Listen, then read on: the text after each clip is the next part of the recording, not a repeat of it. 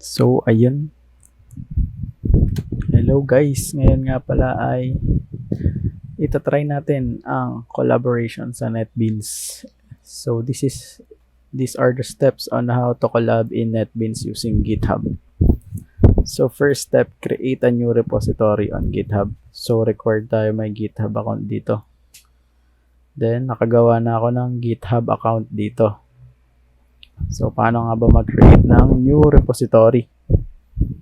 So, punta lang tayo dito sa add, new repository. Loading siya. So, repository name, lalagay natin dito. Trial collab. Trial collab is available. Public siya. Let's create repository na agad. Now, ayan. So, nakaka-create na tayo. Open NetBeans, create a new project or use existing. So, create na new project na tayo sa NetBeans. So, the NetBeans, create tayo ng new project, pero pwede rin existing project. Pero mag-create na tayo ng bago. So, papangalan natin siyang collab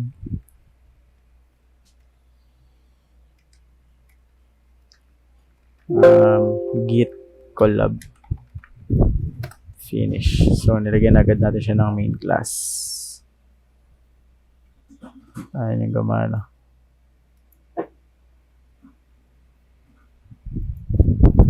Ayan yung gumana guys.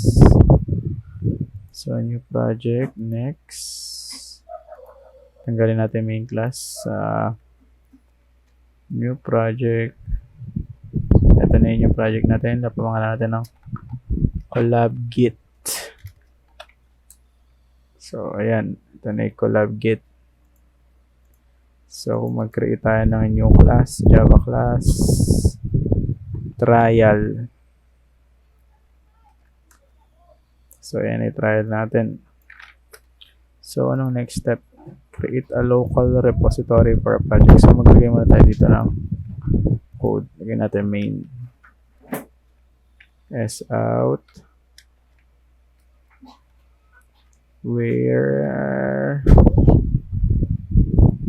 tuloy we are going to collab using NetBeans. Yan. So yan ay code natin. So sabi dito na-create na tayo ng mag-create tayo ng local repository for project. So, paano nga ba siya? So, right click nyo lang yung project nyo. Versioning and initialize git repository. So, okay nyo lang agad yan. Tapos, pagka okay nyo, next step na agad. Initialize git repository. So, paano nga ba siya initialize? Git. Nga ba? Tapos, hindi. Na-initialize natin siya. Ngayon naman, so natapos na natin tong create. Kasi in-initialize natin siya sa git. Add na natin siya sa local repository. Paano siya add? Git tapos add lang. Add. So na-add na siya. Next step. Create a personal token on a GitHub. Paano nga ba mag-create? Tayo sa settings ng GitHub. Sa settings ng GitHub, makikita nyo dito sa pinakababa, left side, may developer settings. Sa developer settings, personal access tokens, tapos token classics. Ngayon, mag-generate tayo ng new token. Generate new token classic. So, dito sa may generating new token, mag-note lang kayo dito ng trial for collab o kahit anong note nyo dito, any note lang naman siya. Tapos ang importante dito is nakatick yung checkbox ng repo tapos generate token. So kailangan mo i-copy agad to kasi hindi mo siya makita mamaya pag baka ng page. So copy mo na agad siya, then paste mo kung saan mo siya gusto tabi. So sa akin ipe-paste ko dito. Ayan yung token ko. So next, ang sabi dito ay commit files of project for changes, push it to GitHub. So paano nga ba siya? kino-commit. So, git, tapos commit. New project for new project lab. So, sa akin, na-commit ko na kanina. Kaya, na siya. Nakalagay dyan. Pero sa inyo, magkakaroon niya ng bago. Click nyo like commit ulit. So, paano ipupush natin siya? Git, tapos remote, tapos push. Eto, kailangan nyo kunin yung URL ng repository nyo. So, punta kayo dito sa bago kayo punta, i-copy nyo muna to bago kayo pumunta sa repository nyo. Ito yung sa akin, trial collab. Tapos, copy natin tong HTTPS, then ay sa NetBeans, tapos i-paste nyo dito. So, ngayon, username nyo, sa user nyo sa may GitHub nyo. Tapos, ito na tayo sa password, which is ang sabi dito, use token to password field. So, gagamitin natin itong token na to sa ating password field. Then, next. Connecting repository. Tapos, click master origin login. Finish. Branch origin master created locally. You want to set the branch master to remote branch. Yes. Yes nyo lang ngayon. Then, ayun. Connected na siya sa ating repository dito sa may GitHub. So, paano natin siya i-check? Ayun o. Makita nyo na dito yung natin. Source trial.java. So, kunyari, mag-update ulit tayo ng file natin. Sout. Send message. I send reply if you are connected to my project. Yan. So, tapos na natin yan. Try ulit natin i-push yan. Git, remote, tapos push. So, ayun na yung kanina natin ginamit. Next nyo na lang yan.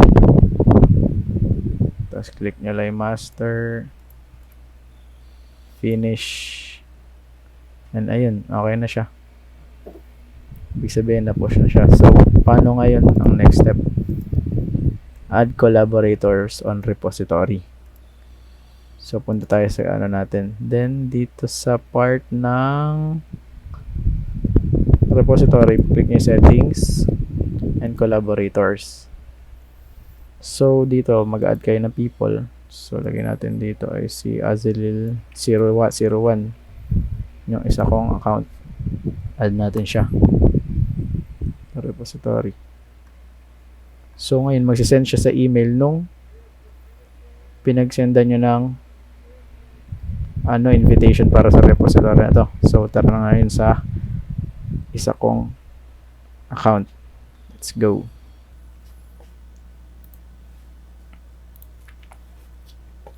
So, ayun guys, nandito na tayo sa kabilang email ko. Dito tayo sa inbox. So, dito makikita nyo ito. Azilil02 invited you to Azilil trial. Ako si Azilil01 ngayon, pero in-invite ako ni Azilil02.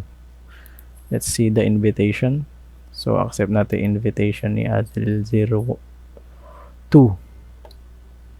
So, ayun, nakita ko na yung project niya. Ngayon, paano natin siya mapupunta sa NetBeans natin?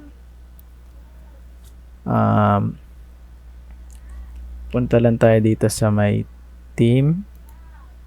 Ito pala yung steps. So, na-add na natin collaborators. Tayo maging collaborator ngayon. So, sabi dito, clone the project from the repository. So, clone daw natin siya. Punta lang kayo dito sa team, git, tapos clone.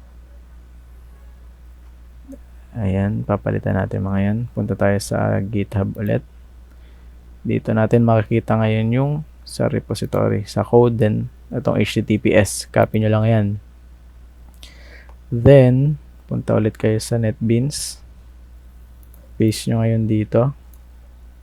Boom. And yung token na ginamit natin is yung para dito sa may Adel01, gagawa rin kayo na sarili yung token para sa mga sa collaborators. Para sa mga kukonect din sa repository nyo. Sabihin nyo, gumawa sila ng token. Turo nyo sa kanila. So, next natin. Next. Tapos dito mapupunta yung ano natin. Open natin project. Resolve problems. Close natin yan. One risk that they found. Close na lang natin yan. So, ito na siya. Naka-raid siya. Di ko alam kung bakit. Pero, andito na yung trial.java. We're going to use NetBeans. So, hindi natin nakita yung sinend natin kanina. Balik tayo sa isang, balik tayo sa kabilang account. Dito tayo. So, hindi siya na-send. So, isa-send natin siya. Paano nga ba? Git commit natin. Ayun, nawala na green, ibig sabihin na commit na. Tsaka natin siya ipupush ngayon. Remote, tapos push. Next, finish. Yan, push na siya. So, dapat makita na natin siya dun sa may kabilang account. So, ayun guys, check na ulit natin. Ipupull ulit natin siya. Ganito naman mag-pull. Kunyari, may in-update yung katrabaho nyo or ka-group nyo. Pupull nyo ngayon siya. Pull. Next. Tapos, finish. Ayan, nakita nyo. Send reply if you are connected to my project. So, magsisend tayo ng reply. So, I received tama spelling ko. I received your message. Thank you for inviting me in this project. So, same step tayo. Sabi dito, now edit code, add files to project. Pwede kayo mag-add files dito sa mga projects nyo. Then, repeat nyo lang yung step 6 every time nag-push tayo. So, right-click natin, git. Tapos, commit. Makita natin yung mga pinag-edita natin.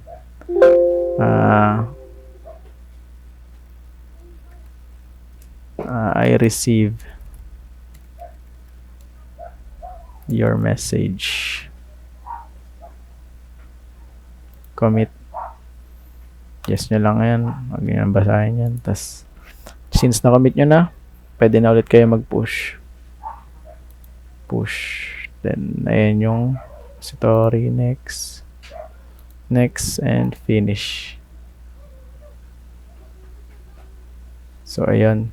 Kailangan makita natin to sa kabila nating account. Itong, I receive your message. Thank you for inviting me. So, tara na sa ating kabilang account.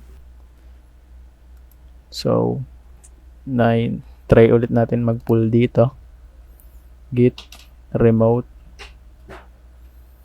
Tapos, pull natin. Kung marireceive natin yung inedit ni Azel01.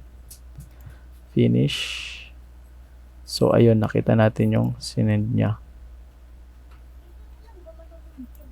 I receive your message. Thank you for inviting me in this project. So, ayun lang guys. Sana magamit nyo tong tutorial na to and thank you sa panonood.